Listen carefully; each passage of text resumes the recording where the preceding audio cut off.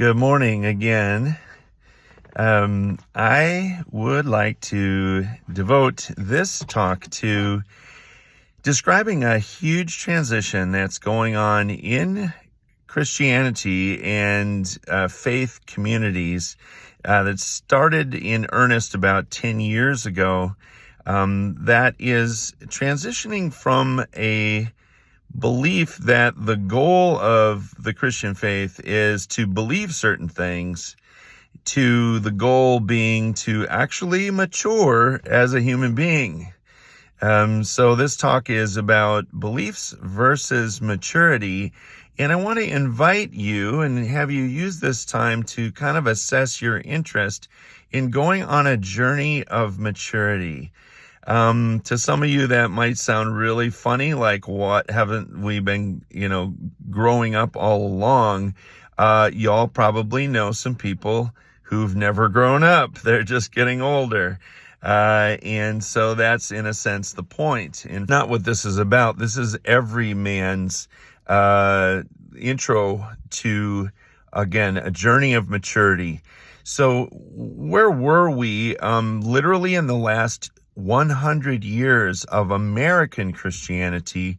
Let me just describe in a nutshell. What happened is Christianity was dehumanized. Why? Because in a defensive reaction to what was called demythologizing in American seminaries, teaching pastors and priests, there was an overreaction that became known as fundamentalism, meaning the idea was, we're going to preserve the historic Christian faith, so we're going to say these 7 things you better believe if you want to be on the in the in crowd. And it became, this is what it means to be a Christian. Well, the thing that wasn't intended probably, but what happened is then Christianity became about beliefs, not about serving, say, the needs of education or healthcare or the poor or the various ways that we serve one another, and put flesh on faith. It became about just a mental assent, if you will, and became emaciated, honestly, bare bones, and really ultimately obnoxious, irritating. People got really good at memorizing scriptures and telling you what the answers were. And the mainstream of human beings in society has an instinctive hatred for that kind of Christianity. They're done with it. And so those churches that are that way have emptied out.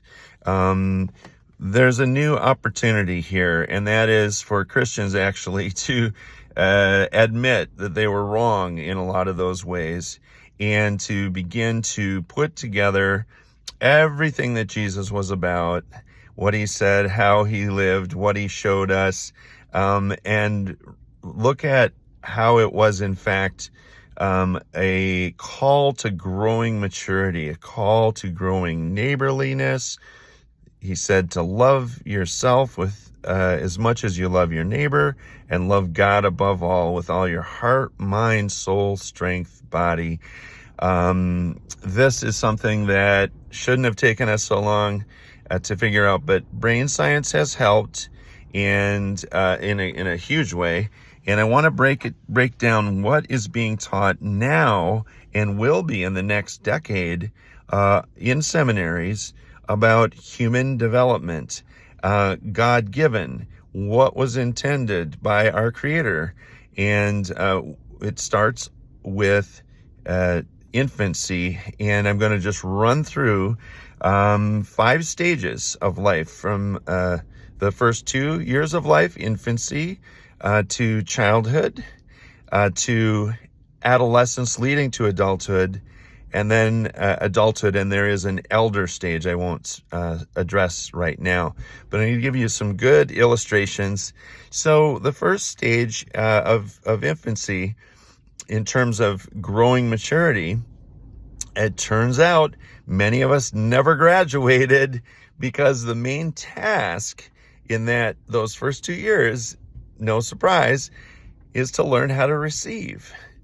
And again, just imagine for yourself, if this is new, that God intended 2 whole years of just sinking in the adoration of 2 parents that are willing to look after your every need, do all the mundane tasks related to caring for one little, 2 growing to 3-footer, and just considering it worth it. You get to just receive, get to just suck, get to do what infants do and be cared for. Now that was intended so that you'd get good at receiving. Well, how many adults do you know that are not good at receiving? Probably the oldest children like me, who are used to doing and giving and being in control as a result, managing the situation, the family. And that can be dysfunctional because life is meant to be a giving and a receiving. And again, the theory is that many of us have a chance, if we're aware of it, for willing to say, busted, that we can grow in that aspect of maturity to receive, to be better at, hey, just take what is being offered you and life will become richer as it was intended. Second stage, childhood. What's the main task? Well, it's actually just to learn how to take care of yourself. Okay, so I'm going to give you an illustration. I know someone who sadly, because of the loss of parents in his life at an early age, really never had that kind of mentoring. And then because of the loss, fell into depression, fell into drinking, and was, as they now know, frozen at that stage of maturity, tutored, unmentored, unpracticed in growing, learning how to put away your stuff, to do your own dishes, to get to school on time, and grow in that stage of maturity. Again, if you, through a self-assessment and a course that I do, identify that and the tasks are broken down so you can kind of see, oh yeah, I'm not good at that. That's a gap in my maturity. You can work on it. And in a trusting, safe circle of support where everyone's got their stuff. And what's being suggested now is that the Christian church can be that very spiritual family of support. No judgment, zero, because we all have our stuff. But prayers and confessions and process that helps us get there, and oftentimes better spiritual moms and dads, brothers and sisters, than we had in our own natural families. So there's potentially that advantage. But growing has growing pains.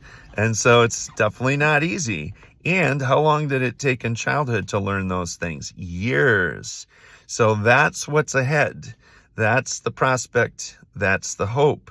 The cool thing is we can do it and not even knowing that was the idea of becoming more like Jesus.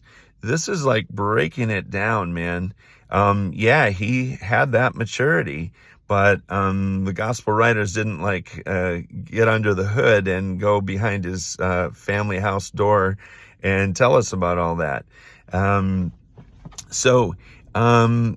This it would be a second level and clear tasks to get good at. The third area is adolescence going to adulthood. And the stage that they describe and the task is to know how to take care of yourself and one other person, to care, to share, to know that it's not all just about you. Again, how many have not gotten beyond that stage of ego and self-centeredness? And it's just a shock to the system to end up getting someone pregnant or becoming pregnant and then having another person to take care of that. All of a sudden, it's not about me. Do you survive? Did you survive that transition where it's not all about you, where love between two people is no longer available as much? That's a huge transition. I don't want to make light of it at all. I struggled, absolutely, and remember that transition very well, having 3 now young adult children who somehow made it, but yeah, lots of trials along the way. So yes, the learning how to take care of yourself and one other person. We're given those years of adolescence, going into adulthood. Ideally, we have mentors. Ideally, we have good parents who showed us that self-sacrificial love and care, what it looks like to make meals, for example, for the family. But I want to show you how in each of these cases, you can be good at one and miss another. So how many moms do we have out there who I will raise up as examples of maturity as long as I live? I think there should be 4 Mother's Days every year. I've said that for years. I celebrate moms, but how many moms don't know how to take care of themselves?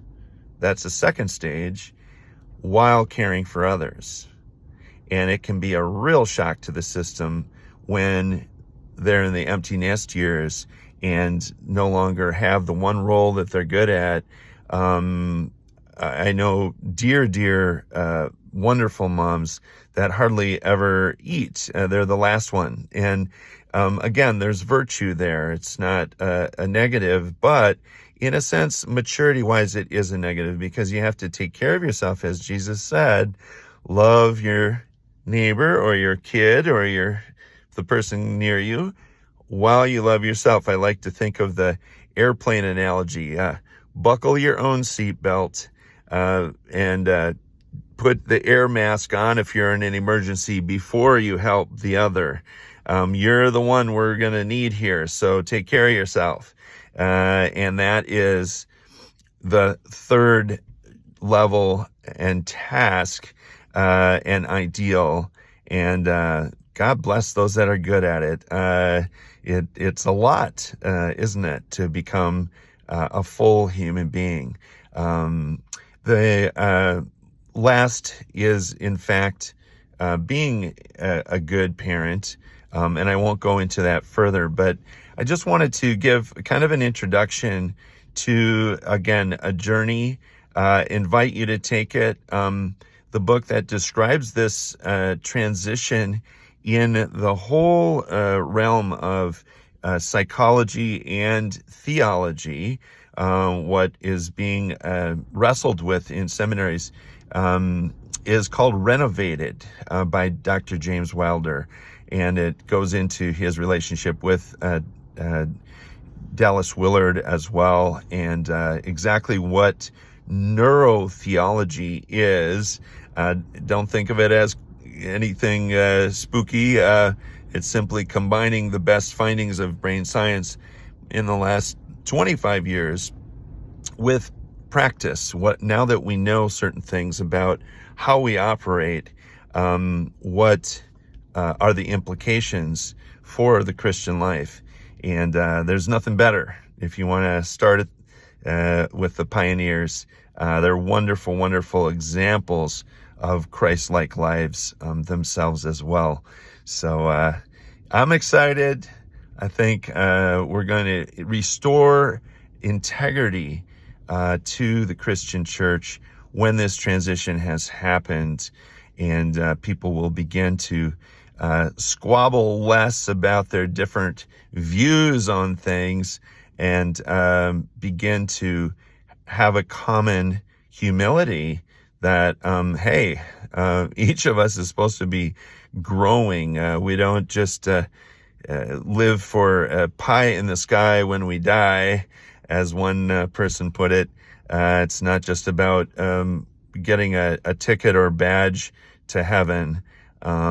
This is a life of daily practice and getting better at loving each other, being patient, being kind, recovering from anger, not having our fits, not holding a grudge, all those types of immaturity that it's human nature, it's understandable, but the whole point of Jesus coming and showing us a better way, he's actually showing us full humanity as well as God in flesh.